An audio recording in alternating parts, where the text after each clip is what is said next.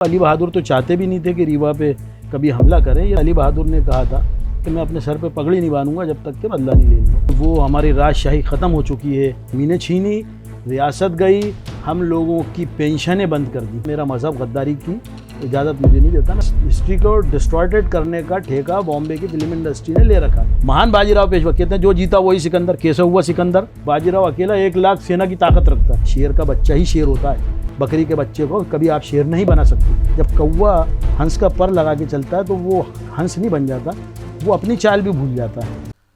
उधर 10,000 असवार थे नायक यशवंतराव जी की सेना में, इधर थे रीमा राज्य की सेना में मात्र 200 जवान, जिनके द्वारा मारा जाता है नायक, हो जाती है हासिल विजय राज्य रीमा दल को। नमस्कार, ये पंक्तियां कुंवर रविरंजन सिंह जी की किताब नैकहाई जुज्जी से हैं। रीवा और समूचे विंध्य क्षेत्र के इतिहास में नैकहाई युद्ध एक अत्यंत महत्वपूर्ण अध्याय है, जब बांदा नवाब अली बहादुर की सेनाओं ने नायक यशवंतराव के नेतृत्व में रीवा पर चढ़ाई की, जिसमें नायक की फौजों को पराजय का सामना करना पड़ा। इसी ऐतिहासिक प्रसंग पर आधारित 2 महत्वपूर्ण पुस्तकों कुंवर रविरंजन सिंह जी की नैकहाई जुज्ज और डॉक्टर देवेंद्र सिंह सोमवंशी की अजीत फतेह नायक रायसा का विमोचन पिछले दिनों रीवा में हुआ। इस कार्यक्रम के मुख्य अतिथि थे उन्हीं अली बहादुर के वंशज नवाब शादाब अली खान साहब। नवाब साहब वंश परंपरा में पेशवा बाजीराव और मस्तानी बाई के प्रत्यक्ष वंशज हैं, तो हमने सोचा क्यों ना इसी अवसर पर नैकहाई युद्ध के ऐतिहासिक संदर्भ के साथ साथ इतिहास, राजनीति और उस हिंदू मुस्लिम पहचान के प्रश्न पर भी नवाब साहब से कुछ संवाद किया जाए, जिस पर प्रायः खुलकर चर्चा नहीं हो पाती। इसी उद्देश्य से आज हमारे निमंत्रण पर स्टूडियो में नवाब साहब तशरीफ़ लाए हैं। तो सबसे पहले हम हार्दिक आभार व्यक्त करते हुए शब्द सांची विंध्य की ओर से उनका बहुत बहुत स्वागत करते हैं। बहुत बहुत स्वागत है नवाब साहब आपका। नमस्कार, धन्यवाद। नवाब साहब, आप रीवा में नैकहाई युद्ध से जुड़ी किताबों के विमोचन के लिए आए। जी, ये युद्ध आपके पूर्वजों बांदा के नवाब की सेना से जुड़ा रहा, जिसमें बांदा को पराजय मिली। भले ही बाद में ये संधि हो गई। ऐसे में इस विषय पर आधारित पुस्तकों के विमोचन को स्वीकार करते समय, आमंत्रण को स्वीकार करते समय आपके मन में क्या विचार चल रहे थे, पहले ये जानना चाहेंगे हम लोग। देखिए, सही बात तो ये है कि पुस्तक में क्या लिखा है अभी वो तो मैं जान नहीं पाया अभी तक, क्योंकि उसका विमोचन था। तो यानी फर्स्ट टाइम वो तो बिल्कुल पेक बुक है, मुझे ही खोलना था, उनका रिबिन मुझे ही काटना था, तो ये तो पता नहीं चल सका कि अंदर क्या है।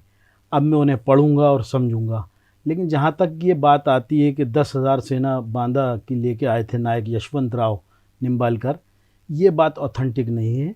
इसलिए है कि अली बहादुर प्रथम के बारे में बात कर रहे हैं हम, जिनने 1796 में जब वो नवाब थे बांदा के, तो उनके सिफे सालार नायक यशवंतराव ने रीवा पे हमला करा था जी। लेकिन क्योंकि वो बहुत ही ताकतवर थे, ओवर कॉन्फिडेंट थे और बहुत छोटी सी टुकड़ी लाए थे, जो मेरे इतिहास की जानकारी है। लेकिन अली बहादुर सेकंड, जो अली बहादुर प्रथम के पोते थे, वो उनका इतिहास में जगह जगह जिक्र आता है कि 10,000 फौज लेके वो रानी लक्ष्मीबाई की मदद करने गए थे। अच्छा। तो मुझे लगता है कि राज्य कवियों ने या इतिहासकारों ने कहीं ना कहीं से थोड़ा सा मिसअंडरस्टैंडिंग हो गई उन्हें। हाँ। कि वो 10,000 फौज वहाँ की यहाँ जोड़ दी। तो ये 10,000 फौज वाली जो कहानी है, ये तो रीवा से जुड़े इतिहास में काफ़ी जगह लिखी हुई है। नहीं साहब, मैं इस चीज़ को बिल्कुल नहीं मानता हूँ कि काफ़ी जगह लिखी होगी, उसकी ऑथेंटिसिटी नहीं है, क्योंकि कई ऐसे चर्चे और कई ऐसे किस्से राज कवियों ने राजाओं को खुश करने के लिए बना रखे हैं, और ऐसा हिंदुस्तान में देखा गया है। क्योंकि ये तो एक कोई लॉजिक ही नहीं है कि 10,000 फौज हो। और एक कहना नहीं चाहिए, रीवा भी हमारा ही अपना है, हमारे ही देश का एक हिस्सा था। राजे रजवाड़े सब आपस में सब एक थे, कोई लड़ाइयाँ जंगें इसलिए नहीं करी। तो अली बहादुर तो चाहते भी नहीं थे कि रीवा पे कभी हमला करें। ये तो यशवंतराव नायक जो थे वो खुद अपनी खुशी से, क्योंकि उनको एक अधिकार दे रखा था कि आप एक्सपेंशन करें, इसको बढ़ावा करें, पेशवाई को बढ़ाएं, मराठा साम्राज्य को बढ़ाएं जी। इसलिए ये यशवंतराव जी जो थे, नायक यशवंतराव, वो अपनी खुशी से यहाँ आए थे। अली बहादुर का उसमें कोई वो नहीं था। अगर अली बहादुर का होता तो अली बहादुर अपनी सेना को लेके खुद आते। ये बात ज़रूर है कि वो उनके बहुत ख़ास थे, बिल्कुल राइट हैंड थे। और जब उनको ये पता चला कि नायक यशवंतराव यहाँ शहीद हो गए, तो वो फिर अपनी फ़ौज लेके यहाँ हमला करने आए थे। और जिसके के अंदर राजा मांडा ने बीच में उनके समझौता करवाया संधि करवाई। हाँ, संधि करवाई, समझौता करवाया, क्योंकि उनसे बड़े ही अच्छे संबंध थे जी। नवाब अली बहादुर के। और उन्होंने ये कहा कि नहीं भाई, आप वापस आ जाएं, ऐसा ना करें। तो अली बहादुर ने कहा क्योंकि आप बीच में ऐसा बोल रहे हैं, नहीं तो मुझे तो ये बदला लेना था, सर के बदले सर में लूँगा। तो लेकिन क्योंकि अली बहादुर को राजा मांडा ने बीच में पड़ गई, संधि कराई, तो वो कंपनसेशन जो जंग का था वो भी उन्होंने नहीं लिया, अपनी सेना में बांट के, और वो अपनी फ़ौजें वापस लेके अली बहादुर चले गए। अन्यथा अली बहादुर ने कहा था कि मैं अपने सर पे पगड़ी नहीं बांधूंगा जब तक के बदला नहीं ले लूँगा। लेकिन जो भी वो रहा मामला, उस वक्त वो हुआ। लेकिन 10,000 फौज वाली बात जो है वो अली बहादुर सेकंड की बात है, जो 10,000 फौज लेकर रानी लक्ष्मीबाई के लिए मदद के लिए। ये जो आप बातें बता रहे हैं, ये इसका कहीं कोई प्रामाणिक इतिहास है? लगभग 100 से ऊपर किताबें होंगी। अच्छा, एक दो किताबें यदि पता चल सके हम लोगों को। ढेर लगा साहब, वो तो सब घर में अलमारी में है, कई दीमक अच्छा। खा गई। और हिंदुस्तान में मराठा इतिहास में कई किताबें, दुर्भाग्य है कि अधिकतर हम लोगों का जो इतिहास है, क्योंकि हम लोग पेशवा परिवार से महाराष्ट्र से रहे, तो मैक्सिमम किताबें जो हैं वो हमारी महाराष्ट्र की मराठी भाषा में हैं, और हिंदी में भी हैं और उर्दू में भी हैं।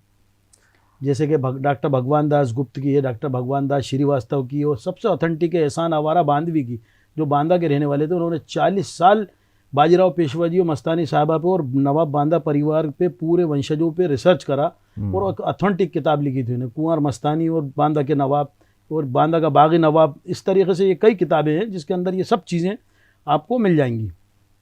अच्छा, आप पेशवा बाजीराव जी के 8वीं पीढ़ी के प्रत्यक्ष वंशज हैं। आपके साथ एक गौरवशाली इतिहास और परंपरा जुड़ी हुई है, विरासत जुड़ी हुई है। इसे लेकर आप क्या महसूस करते हैं, और इसे मतलब किस तरह का दायित्व अपने ऊपर ये मानते हैं आप?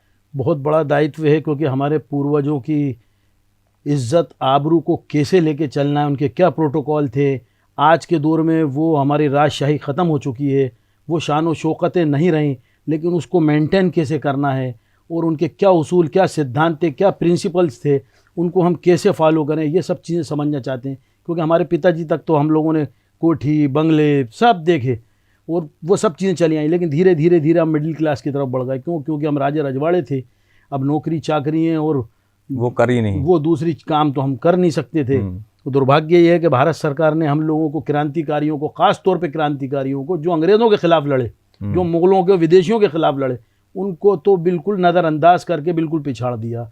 और जो राजा रजवाड़े, बिल्कुल फैक्ट कह रहा हूँ, कई राजा रजवाड़ों को ये चीज़ बुरी लगती है, और मैं स्ट्रेट फॉरवर्ड कहता हूँ जो सच्चाई है, क्योंकि किसी राजा रजवाड़े के ऐसे कोई मेरी सोने या चांदी की थाली सच के मेरे पास नहीं आएगी। आप ये समझ लीजिए कि जितने अंग्रेज़ों के अधीन थे और अंग्रेज़ों की और मुग़लों की जी हुजूरी करते थे, आज अपने घरों को, महलों को होटल बनाए हुए हैं, 5 स्टार, और चला रहा है, और वही शान और शौकत से रह रहा है।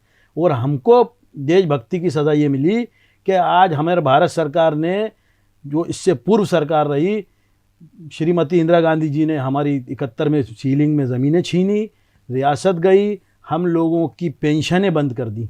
जो प्रीव्यू पर्स हम लोगों को मिलता था नवाबों को, मेरे दादा नवाब सैफ अली बहादुर तक प्रीव्यू पर्स मिला है। तो ये सब चीज़ें रही। लेकिन अब अफसोस की बात ये है कि बताइए अब हम क्या नौकरियां करेंगे? हम लोगों की शान व शौकत तो आप लोगों ने ख़त्म ही कर दी पूरी तरीके से। महलों पे आपने कब्जे करके हॉस्पिटल बना दिए, कहीं कलेक्ट्रेट कार्यालय बना दिया, कहीं नगर पालिका बना दिया, कहीं प्रयोगशाला बना दी। आज हमारे महलों पे आप कब्जा करे बैठे हुए हैं। अच्छा नवाब साहब, अतीत में यदि देखें तो बाजीराव और मस्तानी के संबंधों को आप कैसे देखते हैं? केवल एक प्रेम प्रसंग के तौर पर, या ऐसे सामाजिक, धार्मिक और राजनीतिक ढांचों को चुनौती देने वाली कोई ऐतिहासिक प्रसंग के तौर पर? देखिए साहब, हिंदुस्तान के अंदर अगर सबसे ज़्यादा डैमेज करा गया है इतिहास को, तो वो कुंवर मस्तानी जुदेव साहिबा का करा गया है। और उनका नाम था कुंवर सावित्रीबाई जुदेव साहिबा। वो सावित्रीबाई उनका नाम था, लेकिन क्योंकि वो 7-8 साल की जब थी तो कृष्ण की भक्त थी बहुत बड़ी, वो आखिरी वक्त तक कृष्ण की भक्त रही है। तो कृष्ण की भक्ति में वो भजन के अंदर नृत्य करती थी, और हिंदुस्तान की सबसे खूबसूरत थी वो। ऐसा ईरान के से लेके तो हर बुक्स में लिखा हुआ है, और हमारे पारिवारिक वर्ड ऑफ माउथ भी हमारे पूर्वज हमें बताते हुए हैं कि जब वो पान खाती थी तो पान का पीप उनके गले से दिखता था। और उसकी एक रीज़न ये भी था कि उनकी माता ईरान की थी। अच्छा। और ईरान के अंदर बहुत फेयर कॉम्प्लेक्स और बेपनाह खूबसूरती होती है, इसमें कोई डाउट नहीं है। तो वो बेपनाह खूबसूरत थी, और जब वो नृत्य करती थी तो महाराजा छत्रसाल जो उनके पिता थे, वास्तविक पिता ही थे उनके, वो ये कहते थे, बेटा इतनी मस्त होकर मत नाचा करो कि देखने वाले तुम्हें मस्तानी कहें। तो वो ये सब मामला रहा। और जब ये बंकश खान इलाहाबाद के सूबेदार ने जब इनको महाराजा छत्रसाल को 80 साल के वृद्ध थे, इनको घेर लिया और पूरा कैद में कर लिया, पूरा नज़रबंद कर लिया, किले को घेर लिया। तो बाजीराव पेशवा जी दिल्ली अभियान पे थे मुग़लों पे हमला करने के लिए। तो उन्होंने कवि भूषण के हाथों एक संदेश भेजा था, 100 दोहों का संदेश। उसमें 2-4 पंक्तियाँ मैं आपको बताता हूँ कि जो गति भाई गजेंद्र की वही गति भाई हमार आज, बाजी जाद मुंदेल की बाजी रखियो लाज। यानी कि गजेंद्र यानी हाथी जब पानी पीने जाता है तो मगर उसका पैर पकड़ लेता है तो वो हाथी निढाल हो जाता है, कुछ कर नहीं पाता है। वही स्थिति परिस्थिति मेरी हो गई है, इसने मुझे घेर रखा है, मैं बुजुर्ग हूँ। और एक फैक्ट ये भी है कि उनके हृदय शाह और जगतराज जो बेटे थे वो नाकारा टाइप थे, नहीं तो बुजुर्ग बाप जो थे वृद्ध, उनके बेटों को तलवार हाथ में लेके जंग लड़ना थी, चाहे वो शहीद हो जाते। लेकिन अफसोस की बात यह है कि कुंवर मस्तानी जुदेव साहिबा जो राजपूत थी, उन्होंने तलवार लेके जंग लड़ी। और बाजीराव पेशवा के पास ये जब संदेश गया है तो बाजीराव पेशवा भोजन कर रहे थे खेमे में और उन्होंने अपना भोजन छोड़ दिया। तो लोगों ने कहा कि सरकार आप भोजन तो कर लें। तो उन्होंने कहा मैं भोजन करता रहा तो लोग ये कहेंगे कि स्वराज्य के लिए लड़ने वाला एक राजा विदेशी से हार गया और एक पंडित और ब्राह्मण भोजन करता रह गया। तो उन्होंने वहीं से छोड़ के और वो सफ़र तय करा था। एक सफ़र उनका बड़ा मशहूर है, एक अकबर बादशाह और एक बाजीराव पेशवा, ये 2 ऐसे व्यक्ति गुजरे हैं हिंदुस्तान के अंदर जिन्होंने वर्ल्ड रिकॉर्ड तोड़ा घोड़सवारी में। 5 दिन का सफ़र 2 दिन में तय करा है। और इनके ताज़ा दम घोड़े जो हैं बिल्कुल तैयार रहते थे। 40-50 किलोमीटर पे इनकी जो इनके वफादार सैनिक हुआ करते थे वो ताज़ा दम घोड़े लेके खड़े रहते थे कि हमारे सरकार आएंगे, और फ़ौरन घोड़ा बदल देते थे। वो घोड़े की रफ्तार, वो जंगल, वो पहाड़, कोई रास्ते नहीं, शेर तेंदुए चीतों के बीच में से वो घोड़े निकाल के जाते थे और वो जंग जीत के आ जाते थे। ऐसा पहला ऐसा सूरमा हिंदुस्तान में है। कहते हैं नेपोलियन बोनापार्ट से उसकी कंपैरिजन करते हैं उनका, लेकिन वो भी हार गया था जंग। बाजीराव पेशवा अपराजित रहे। 1700 सदी में 18 अप्रैल को वो पैदा हुए और 1720 में पेशवा बने और 28 अप्रैल सन 1740 को उनका देहांत हुआ, स्वर्गवास हुआ। लेकिन इतनी 40 साल की उम्र में उन्होंने लगभग 40 से ऊपर लगभग 42 जंगें लड़ी और 42 की 42 जंगें जीती हैं, जिसमें पालखेंड का युद्ध बड़ा मशहूर है। भोपाल में निज़ाम को तीसरी शिकस्त दी जिसमें कि ट्रीटी हुई, जिसमें कि 50 लाख रुपए दोराहे सराय में उन्होंने उसका एज ए कंपनसेशन लिया और ये भी कहा कि निज़ाम जी देखिए आप अपनी बात से पलट जाते हैं, 2 बार पहले आपको पराजित कर चुका हूँ मैं, हमें बड़ी कठिनाई हो जाती है, अब की बार तो आपको कुरान पे हाथ रख के कसम खाना पड़ेगी। और निज़ाम से कुरान पे हाथ रख के कसम खिलवाई कि हाँ अब की बार मैं आपको डिस्टर्ब नहीं करूँगा, ना धोखा दूंगा। तो इस तरीके से पूरे भोपाल को घेर लिया था। पूरे ईदगाह हिल की, जो भोपाल में एक ईदगाह हिल की पहाड़ी है, वहाँ 70,000 फौजों को लेके आए और बताया जाता है बहुत ही ख़राब कंडीशन हो गई थी निज़ाम की वहाँ, जो कि वहाँ से गुजर रहे थे, ठहर गए थे भोपाल में। भोपाल तो बहुत एक छोटी सी रियासत थी, मराठों के लिए कुछ भी नहीं थी, फूंक देते तो तोड़ जाती। लेकिन क्योंकि निज़ाम और दिल्ली की फ़ौजें वहाँ थी, लेकिन उनसे भी टकराए और वो संधि हुई, वो फिर बाद तक लेते गए। तो कहना यह है कि पेशवाओं के अधीन भोपाल भी आ गया था, मालवा पूरा था।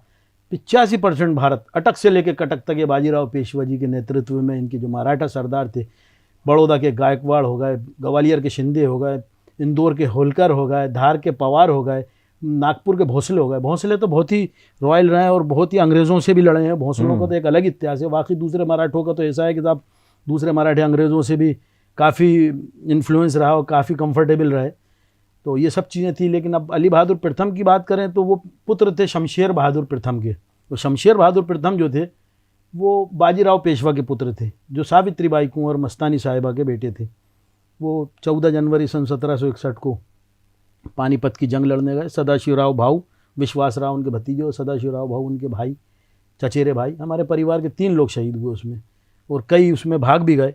उन लोगों के नाम लेना नहीं चाहूँगा क्योंकि जो उनके फेवर के इतिहासकार हैं वो कुछ और लिखते हैं, कुछ और बताते हैं। कुछ कहते हैं अरे साहब पेशवाओं के साथ महिलाएं साथ गई थी। अरे तो महिलाएं गई थी, 6-6 महीने का सफ़र था और तीर्थ यात्राएँ करते हुए जाना था। तो महिलाएं कुछ मैदान में थोड़ी गई थी साथ, वो तो काफ़ी किलोमीटर, कई किलोमीटर दूर मैदान से वहाँ रुकी हुई थी, इसलिए कि भाई उन्हें घर की रोटी भी खाना थी। इतनी सेनाएं जा रही हैं, फौज जा रही हैं, तो उन्हें चलो भाई तुम तीर्थ यात्रा भी कर लेना अपने।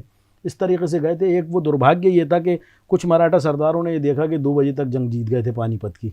तो कुछ मराठा सरदारों ने जो है कि हम पेशवा के सामने श्रेय लेंगे और हमें बड़े बड़े ओहदे मिलेंगे, बड़े इनाम मिलेंगे कि जंग तो जीती गए हैं।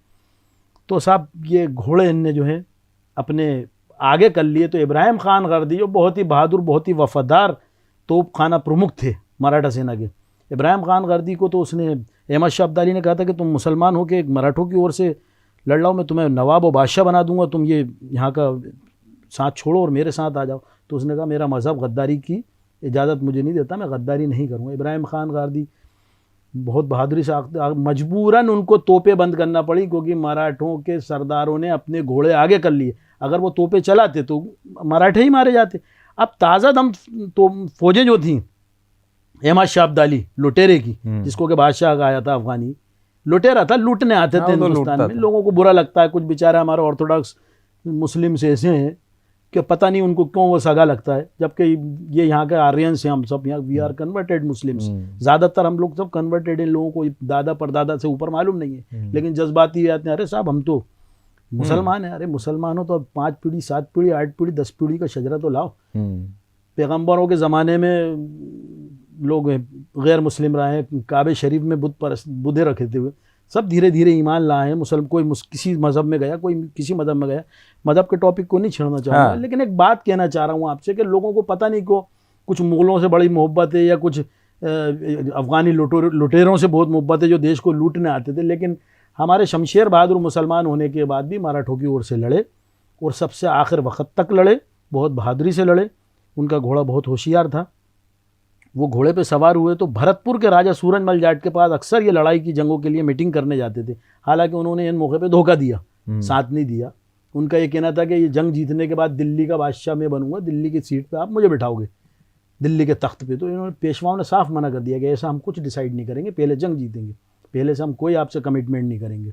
क्योंकि सही मायनों में तो पेशवा मुगलों को सेफ कर रहे थे, क्योंकि उन्हें मालूम था कि दिल्ली के अंदर ये अहमद शाह अब्दाली बैठ गया तो ये तो पूरा हिंदुस्तान तबाह कर देगा, लुटेरा है। वो मुगलों के सेफ्टी कर रहे थे, मुगलों के लिए लड़ रहे थे, क्योंकि दिल्ली से 100 किलोमीटर दूर है पानीपत, वहाँ जंग हुई और 1000 किलोमीटर से आए ये लोग।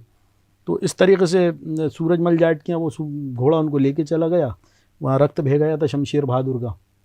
27 साल की उम्र में वो शहीद हो गए।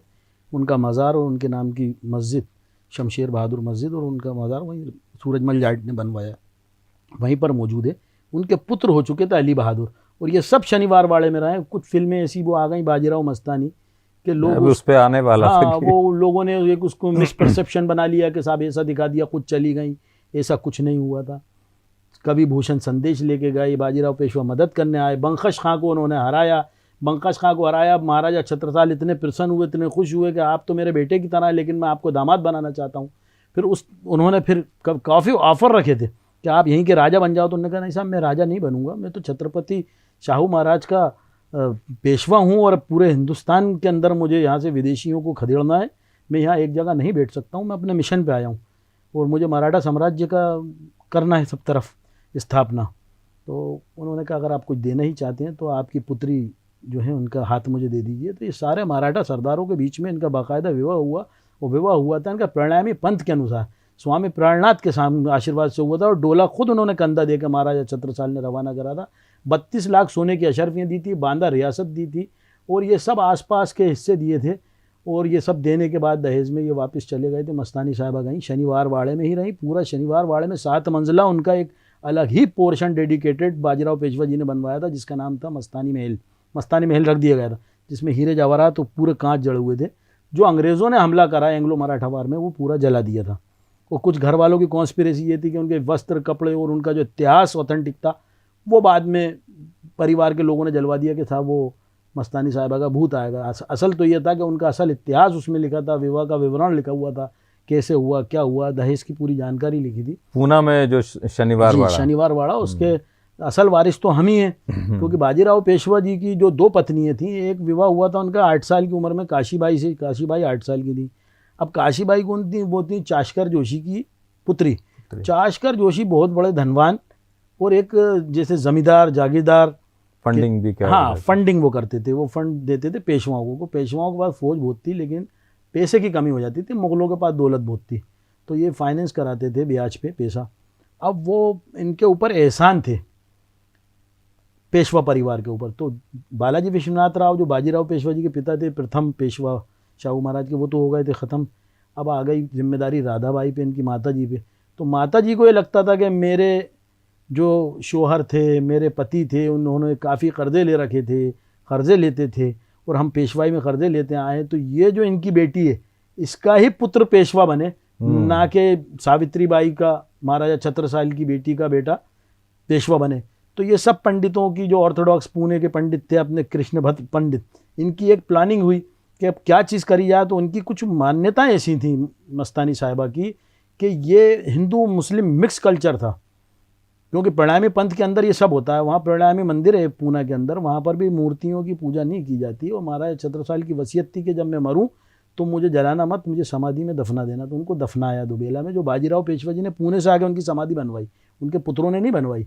तो ये इस तरीके से जब ये वापस आए हैं, ग्वालियर के सिंधिया जो थे इनके सरदार थे, इनके सरदार रहे थे ग्वालियर के सिंधिया।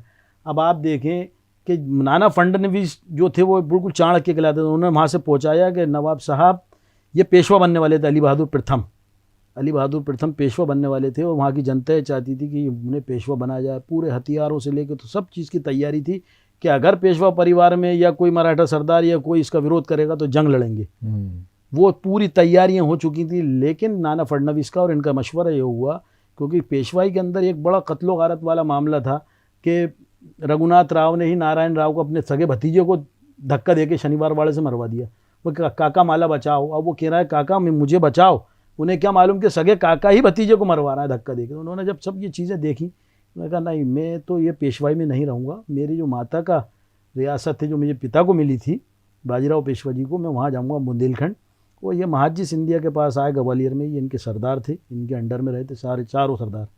और ये यहाँ पर अपनी पसंद के पोर्शन में रहे महाजी के साथ। तो फिर ये यहाँ पर डकैतों का और दूसरे लोगों का कब्जा था, और इन लोगों ने भी अपोजिशन करा। महाराजा पन्ना के परिवार वालों ने, अरे साहब वो तो सब दे चुके थे, संधि हो चुकी थी। तो ये जंगे लड़के और फिर इनको यहाँ पर इन्हें कब्जा करा और अपने आप को डिक्लेयर करा कि बांदा के मैं नवाब हूँ। अच्छा, फिल्म पे आते हैं अपन, बाजीराव मस्तानी पे। फिल्म में बाजीराव को एक प्रेमी के रूप में, भावुक प्रेमी के रूप में दिखाया गया ज़्यादातर, जबकि वो एक राजनीतिक रूप से और युद्ध कौशल में निपुण व्यक्ति थे। आप फिल्मों में देखें तो ऐतिहासिक जो सच्चाई होती है वो कम ही होती है, लेकिन उसकी दूसरा पक्ष है कि आज का जो युवा है वो ज़्यादातर फिल्मों से ही इतिहास जानता है या जानने की कोशिश करता है या उसको सही मान लेता है। इस पर आपका क्या कहना है? आपका कहना बिल्कुल सही है, क्योंकि इस तरीके के सवाल लोग मुझसे करते हैं और करते आए। अगर मैं उनको कुछ इतिहास बताता हूँ जो ले मैंने, जिनका हिस्ट्री से कोई वास्ता नहीं है, जिनका हिस्टोरिकल बैकग्राउंड नहीं है या रुचि नहीं है हिस्ट्री में, वो कहते हैं अरे नवाब साहब फिल्म में तो ऐसा दिखाया है। तो मैं उनसे कहता हूँ कि फिल्म में पहले ये जाके देखो कि शुरू में डिस्क्लेमर दिखाया या नहीं दिखाया। संजय लीला भंसाली को हमने घुटने टेकवा दिए इस बात के लिए। देखिए सेंसर बोर्ड में तो पूरी मिली भगत ही नहीं की है। जितने रिटायर्ड यूजलेस कलाकार हैं उनको सेंसर बोर्ड में बिठा रखा है और सबका लिफाफा तय है। वो लिफाफा जाता है, आप जैसा चाहे जो चाहे दिखा दीजिए, चाहे पद्मावती को कुछ भी दिखा दीजिए आप, चाहे मस्तानी साहिबा बाजीराव पेशवा को कुछ भी दिखा दीजिए, अकबर बादशाह के मजाक उड़वाइए आप फिल्मों में। तो ये सब चीज़ें हिस्ट्री को डिस्टॉर्टेड करने का ठेका बॉम्बे की फिल्म इंडस्ट्री ने ले रखा है। और मैं नहीं समझता कि हिंदुस्तान के अंदर कोई भी कितनी अच्छी फिल्म रही हो, वो film as it is history के ऊपर सही बनाई हो। क्योंकि मिर्च मसाला लगाना और पब्लिक को अपना इनकम बढ़ाने, परोसना, ये इन लोगों का धंधा है साहब। संजय लीला भंसाली कॉन्फ्रेंस कॉल पे थे, उनकी सीईओ शोभा संत मेरे से आधे घंटे बात करी। मुझसे कहने लगी नवाब साहब कोर्ट के बाहर सेटलमेंट कर लीजिए। मैंने कहा आपने रॉन्ग नंबर डायल कर दिया। अगर ये सब चीज़ें करना होती तो 1857 में अंग्रेज़ों से हाथ मिला लेते और रानी लक्ष्मीबाई को मरता हुआ छोड़ देते हम लोग। उससे अच्छा तो सेटलमेंट दुनिया में हो ही नहीं सकता था कि हमारी रियासत, हमारे ख़जाने और सब चीज़ें हमारी बची रहती और अंग्रेज़ों से हाथ मिला के पीछे हो जाते हम कि नहीं भाई तुम गलत कर रही हो दामोदर राव को, आप अंग्रेज़ों के रूल्स के हिसाब से मत लो गोद। हम लोगों के पास तो बहाना था, लेकिन नवाब अली बहादुर से रानी लक्ष्मीबाई ने राखी भेजी और लिखा कि भैया अपनी बहना की राखी की राखो लाज, और वो कमल का फूल और रोटी और वो निशान और वो पूरा राखी भेजी और नवाब बांदा 10,000 फौज लेके वहाँ चले गए और अंग्रेज़ों को हराया भी उन्होंने जंग में। अंग्रेज़ों को हराने के बाद ग्वालियर पे कब्ज़ा भी करा। ग्वालियर महाराजा को मजबूर कर दिया कि वो किला छोड़ के भागे, महल छोड़ के भागे, और वहाँ जो 6 महीने की तनख्वाहें रुकी थी वो तनख्वाहें ख़जाने से उनकी सैनिकों को बांटी। सबसे अधिक पैसा कंपनसेशन का अली बहादुर ने रखा, ताकटे टोपे ने रखा, राव साहब ने रखा, रानी लक्ष्मीबाई ने रखा। ये सब एपिसोड हुआ। रानी दुर्भाग्यपूर्ण रानी लक्ष्मीबाई मारी गई। उन्होंने वचन लिया था अली बहादुर से कि भैया मेरा पार्थिव भाई माना था, भाई मानती थी, भाई थे, तो उन्होंने वचन लिया था कि भैया मेरा शरीर इन अंग्रेज़ों फिरंगियों के हाथ नहीं लगना चाहिए। तो उनका पार्थिव शरीर बाबा गंगादास राव की कुटिया में साधु के वेश में गए, क्योंकि ग्वालियर के सिंधिया के पूरे जासूस और अंग्रेज़ों के जासूस लगे हुए थे और ये पूरा क्रांतिकारियों को मरवाने के लिए पूरा अंग्रेज़ों का साथ दे रहा था। एक बार तो ये भी हुआ था कि मीटिंग के लिए नवाब अली बहादुर रानी लक्ष्मीबाई राव साहब गए तो गेट लगवा दिया और खबर कहलवा दी कि भाई आप यहाँ आ जाइए। यहाँ सिंधियाज ने, हाँ सिंधियाज ने कि यहाँ पर। अब ये बातें नवाब बांदा का वंशज कर रहा है, जिसने के भुगता है, हम लोगों ने भुगता है, हमारी रियासत थी, हम लोगों ने अपनी रियासत खोई है, हम लोगों ने सब कुछ खोया है, हमने अपने पूर्वजों को खोया है, हम बर्बाद हुए हैं। तो हम जो बात कहेंगे वो ऑथेंटिक है, हमें किसी प्रमाण की ज़रूरत नहीं है, क्योंकि हमारे दादा परदादा एक दूसरे को वो चीज़ बताते हुए आए। हम लोग वो नहीं है कि गुलाम कादिर रोहिला को अली बहादुर ने पकड़ा और लिखवा दिया कि साहब महाजी सिंधिया ने पकड़ा। जिस वक्त के अली बहादुर प्रथम ग्वालियर में रहते थे तो दिल्ली के बादशाह की आंखें फोड़, सीने पे आंखें फोड़ के निकाल ली थी गुलाम कादिर रोहिला बदमाश ने। तो अली बहादुर को पता चला, वो घोड़े से उन्होंने काफ़ी पीछा करा उसका, उसकी टांग टूट गई, वो एक झोपड़ी में कहीं जाके छुप गया था, उसको पकड़ के वो महाजी सिंधिया दिल्ली आ रहा था, उसके हवाले करा महाजी के आप जाइए और ये दिल्ली में बादशाह का मुलजिम है, इसको आप बादशाह के हवाले करिएगा।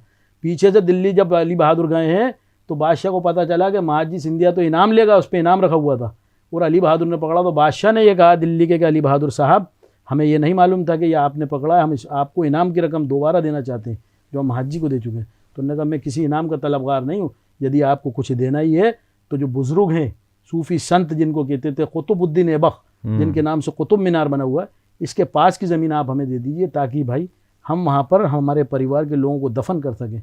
तो वो ऑन पेपर नवाब बांदा को मिली, जिसमें कि 4 खबरें नवाब अली बहादुर की, उनकी बहन की और हमारे परिवार की 4 खबरें आज भी हैं वहाँ दिल्ली में। तो ये ऑथेंटिसिटी है इतिहास की। ये थोड़ी कि हमने पकड़ के महाजी के हवाले कर दिया और इतिहास लिखवा दिया आपने कि महाजी ने गुलाम कादिर रोहिला को पकड़ा। तो इस तरीके के इतिहास बनाते हैं। कनेर खेड़ा से आए थे राणोजी शिंदे, क्या करते थे ये आप इतिहास में पढ़ लेना, मैं बताना उचित नहीं समझता। अंग्रेज़ों ने भी लिखा, पूरे हिंदुस्तान के इतिहास में लिखा हुआ है, जो जानकार हैं।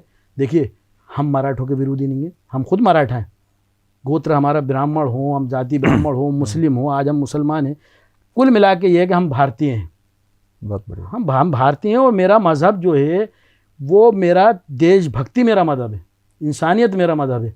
तो ये चीज़ को एक अपने भारत के अंदर बड़ी भाग्य की विडम्बना है कि फ़ौरन जातिवाद में ले जाते हैं, कह रहे ये इनने कैसे कह दिया ये मराठा है और ये सब ब्राह्मण थे। ये एक बड़ी ख़राब मानसिकता हो गई है यहाँ पर। या सच को सच नहीं मानते, सच को सच तो कहो आप। पेशवा बाजीराव अगर एक भी जंग हार जाते तो पूरा ठीक रहा हिंदुस्तान का, उसको इतिहास को बड़ा चढ़ा के लिखते, लेकिन ये एक बहुत बड़े सौभाग्य की बात रही कि वो एक भी जंग नहीं हारे, लेकिन फिर भी उनका नाम दबा के ही बताया जाता है।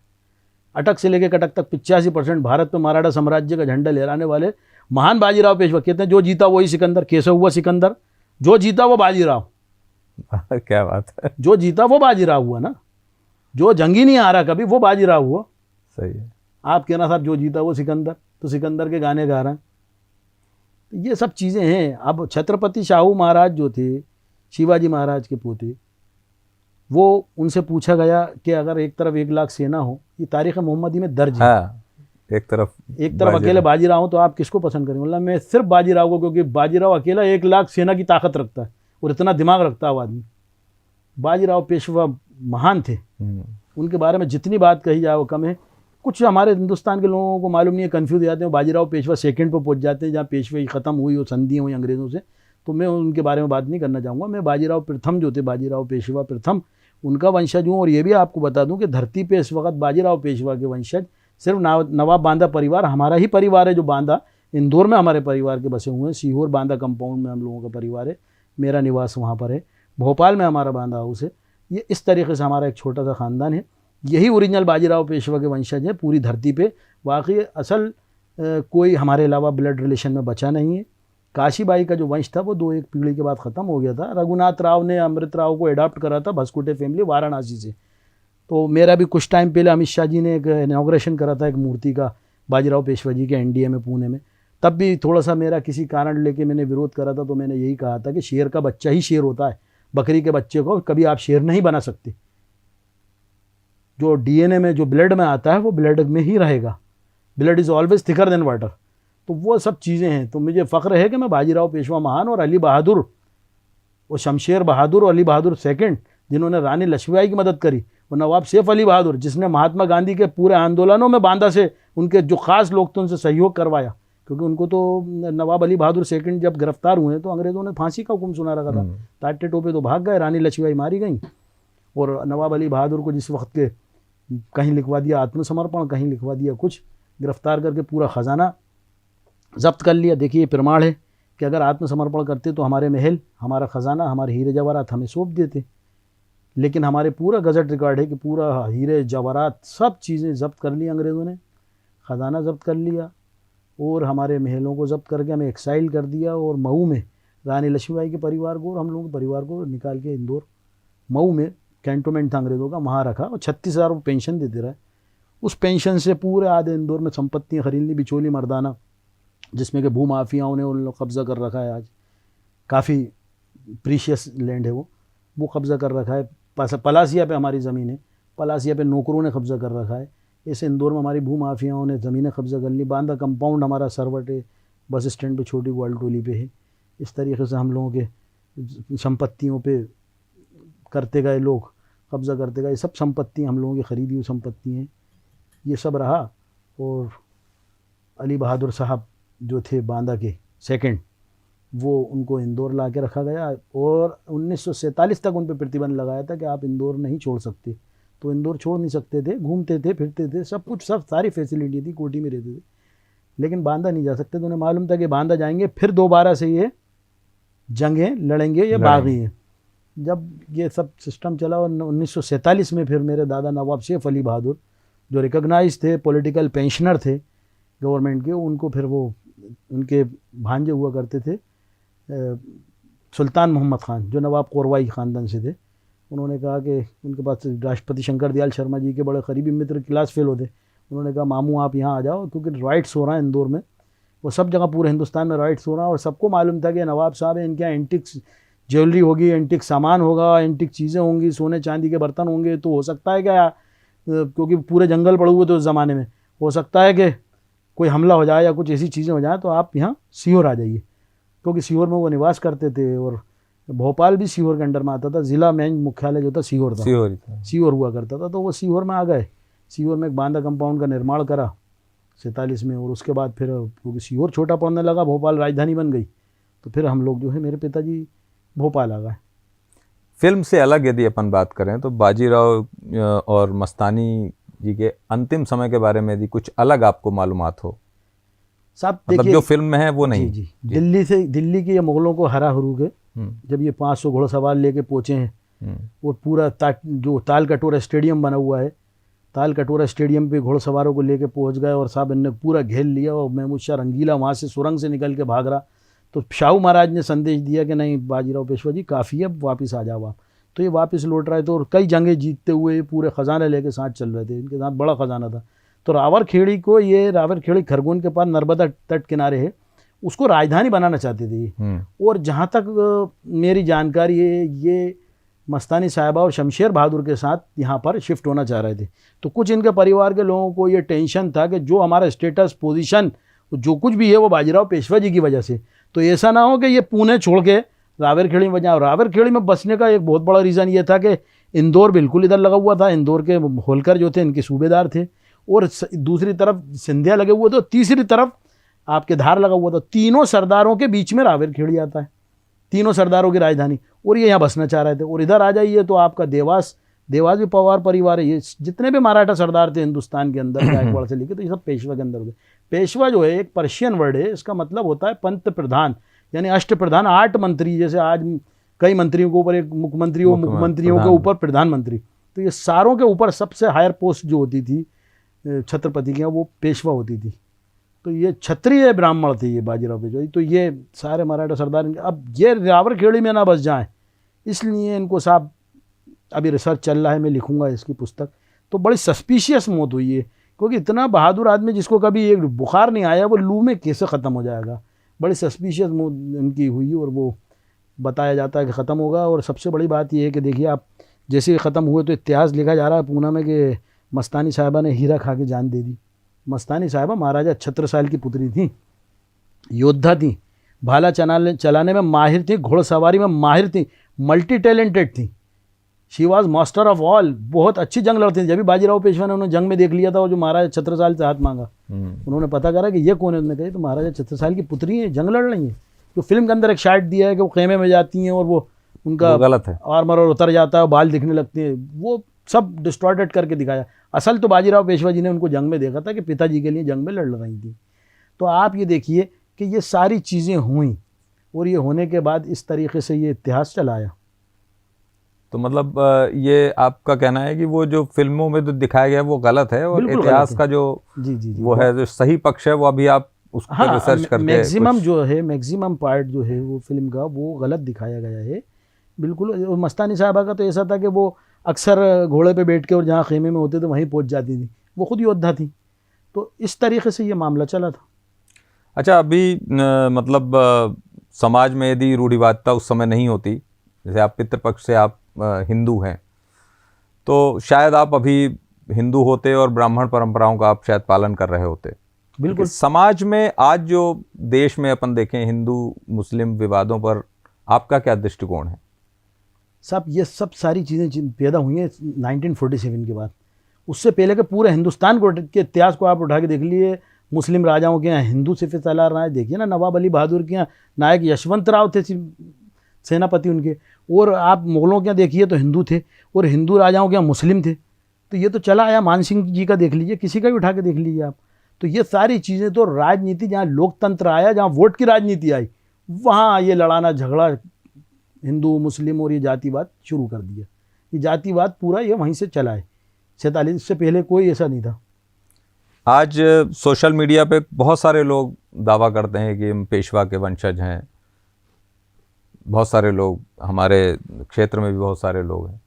वैसे तो अपन देखें तो महान जो भी व्यक्ति होते हैं उनकी विरासत साझा ही होती है। कोई भी मतलब रक्त परंपरा का नहीं भी हो तो भी उनकी विरासत को आगे बढ़ा सकता है। लेकिन ऐसे क्या है, समाज में जो एक भ्रम पैदा होता है कहीं से, आपका क्या इसमें दृष्टिकोण है? सब ऐसे लोगों को मैं मानता हूँ बड़े बेशरम और बेगैरत हैं, क्योंकि अपने बाप को बदलना, इससे ज़्यादा गिरा हुआ इंसान कोई दुनिया में नहीं हो सकता जो अपने बाप को बदल दे। हमारे मज़हब के अंदर भी ये है कि आपके जो बाप हैं, आप अपने बाप का नाम नहीं बदलेंगे, बाप का नाम नहीं छुपाएंगे, वो किसी भी धर्म के। तो अगर कोई अपने देश के महान महापुरुषों के लेके जोड़ना चाहता है तो उसका फ़ैन बन सकता है, उसको फॉलो कर सकता है, उसके लिए इतिहास लिख सकता है, इतिहास बता सकता है। लेकिन ऐसे भी बेगैरत हैं, आपके रीवा में भी हैं कुछ ऐसे जो अपने आप को पेशवा बताते फिर रहा है और जोकर बन रहा है। हम लोगों की नकल करेंगे। जब हम रॉयल ड्रेस पहनते हैं तो हमारा रॉयल ड्रेस सोशल मीडिया से देख के उसमें एक कॉपी करते हैं और उसमें की पगड़ी पहनते हैं। तो मैं उनके लिए कहता हूँ कि जब कौवा हंस का पर लगा के चलता है तो वो हंस नहीं बन जाता, वो अपनी चाल भी भूल जाता है, वो अपनी चाल भी भूल जाता है। और ऐसे लोग जोकर हैं, इनकी कोई वैल्यू नहीं है समाज सोसाइटी में। और जो अपने बाप का नाम बदलना है, पेशवा अपने आप को बता रहा है, शर्म करना चाहिए। 10-20 साल 25 साल 50 साल पहले इनको इनका इतिहास कहीं नहीं मिलेगा। हमारे यहाँ तो आज 300 साल से वंशावलियाँ और प्रमाण और किताबें और ये सब चीज़ें चली आ रही हैं, हर राज परिवार में रहती हैं। सही है। चलिए नवाब साहब, आपसे बातें करके बहुत अच्छा लगा, और इतिहास की बहुत सारी जानकारियाँ ऐसी थीं जो दर्शकों को शायद। आपकी बात काटूंगा जी। जो पेशवा होने का कुछ लोग दावा करते हैं, मैंने आपको बता दिया बांदा परिवार के अलावा असल पेशवा बाजीराव पेशवा की बात कर रहा हूँ। बाजीराव पेशवा प्रथम, कोई वंशज नहीं है। पेशवा परिवार में जो गोत्र होता था वो चित्पावन भट्ट ब्राह्मण होते थे, कोनकर्ण के थे। वो भट्ट ब्राह्मण के अलावा कोई और ब्राह्मण अवस्थी हो या कोई भी हो, वो पेशवा हो ही नहीं सकता। ये कहीं से कहीं तक बात हो ही नहीं सकती है, ये आपको बताना चाह रहा हूँ। कुछ लोग आजकल अपने आप को दावा करते फिरते हैं कि साहब हम चित्रकूट के हैं, तो हम यहाँ के हैं, तो हम वहाँ के हैं। तो भगवान राम ने 11 वर्ष 14 साल में 11 वर्ष वनवास के बांदा की धरती पे हमारी रियासत रही है चित्रकूट में। जी हाँ, वो काटी है। और ये 98 में चित्रकूट अलग हुआ है। ये सब पेशवा परिवार हम लोगों के परिवार के, हम लोगों की रियासतें रही हैं। चित्रकूट, हथौड़ा, महोबा, करवी, झांसी, ये सब पेशवाओं का हम लोगों का रहा है। आजकल ऐसे लोग भी हैं जो नौकर बन के आते हैं, वो जानकारी लेते हैं और लेने के बाद अपने आप को रिश्तेदार बता देते हैं, कोई अपने आप को पेशवा बता देता है। तो लोकतंत्र है, चलने दो। अब अगर लोकतंत्र नहीं होता तो हम उनको बीच चौराहे पे फांसी पे चढ़ा देते। अभी तो फिलहाल हमने ऐसे कुछ लोगों को लीगल नोटिस दे रखे हैं और उनके खिलाफ हम सबूत इकट्ठा कर रहे हैं जैसे ही हम सबूत हो जाएंगे उनको क्रिमिनल केस करके हम उनको जेल पहुंचाने की तैयारी में हैं। बहुत बहुत धन्यवाद नवाब साहब, आपसे बातें करके बहुत अच्छा लगा। और इतिहास की बहुत सारी ऐसी चीज़ें थी जो बहुत सारे हमारे दर्शकों को भी नहीं पता थी, हम लोगों को नई जानकारी मिली। आपने हमें समय दिया, हमारे एक छोटे से निमंत्रण पे कम समय में, आपका बहुत बहुत धन्यवाद। जी आपको बहुत बहुत धन्यवाद। नमस्ते। तो दर्शकों, ये थे नवाब साहब जिनसे आपने बात किया, हमने बात किया। और इतिहास की जो जानकारी है, देखिए इतिहास क्या है कि कई ढंग से कई लोगों द्वारा अलग अलग पुस्तकों में मिलता है, लेकिन उसका प्रमाणीकरण जो है वो हर जगह ज़रूरी नहीं कि सही हो पाए। फिल्मों में जो हम देखते हैं वो कितना सही होता है, वो आज नवाब साहब से बात करके आपको समझ आया होगा। ऐसे व्यक्तित्व से हम आपको मिलवाते रहेंगे, हमेशा जुड़े रहें हमारे साथ। बहुत बहुत धन्यवाद। नमस्कार।